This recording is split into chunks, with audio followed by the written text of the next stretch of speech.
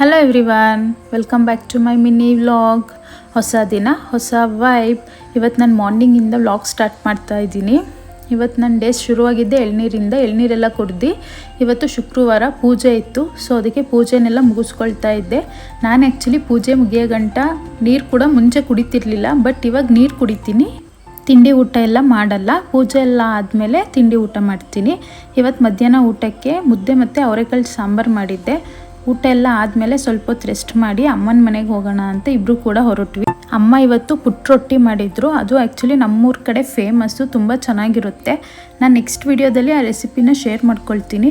ಸ್ವಲ್ಪ ಹೊತ್ತು ಅಲ್ಲೇ ಟೈಮ್ ಪಾಸ್ ಮಾಡ್ಕೊಂಡು ನಾವು ನಮ್ಮನೆ ಕಡೆ ಬಂದ್ವಿ. ಮನೆಗೆ ಬಂದು ಬಟ್ಟೆ ಒಣಗಾಕಿದ್ದೆ. ಆ್ಯಕ್ಚುಲಿ 3 ಡೇಸಿಂದ ತುಂಬ ಮಳೆ ಇರೋದ್ರಿಂದ ಬಟ್ಟೆನೇ ಒಣಗಿರ್ನಿಲ್ಲ. ಇವತ್ತೊಂದು ಸ್ವಲ್ಪ ಬಿಸಿಲಿತ್ತು ಅಂತ ಹೊರಗೆ ಹಾಕಿದ್ದೆ. ಅದನ್ನೆಲ್ಲ ತಂದು ಫೋಲ್ಡ್ ಮಾಡಿ ಎತ್ತಿಟ್ಟೆ.